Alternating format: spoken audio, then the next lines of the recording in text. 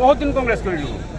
কাছাই মেমেলৰ পৰা জগদীপ দাসৰ পৰা জগদীপ দাস কংগ্ৰেছত আছিল, কাছাই মেমেলৰ পৰা কৰিলোঁ। তাৰ দেউতাকৰ আশীৰ্বাদ দিনতো কৰিলোঁ। আৰু কি কৰিম, আৰু কৰিবলৈ উপায় নাই।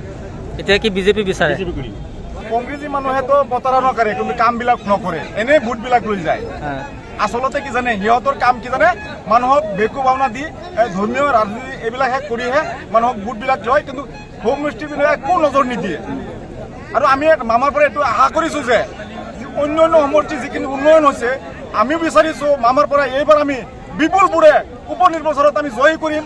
আৰু সকলোৰ প্ৰতি এটা আশা আছে যে আমি সকলোৱে একেলগ হৈ বিজেপিক জিকাম বুলি আশা কৰিছোঁ। আহিছোঁ মানে উন্নয়ন চাই পেলাই, বিজেপি চৰকাৰৰ যি উন্নয়ন, সেই উন্নয়নৰ প্ৰতি চাই আমি আহিছোঁ। যিহেতু আমাৰ লাহৰীঘাটখন অতিকৈ পিছপৰা, সেই পিছপৰা অঞ্চলখন যাতে উন্নয়ন হয় তাৰ প্ৰতি লক্ষ্য কৰি আমি বিজেপিলৈ আহিছোঁ।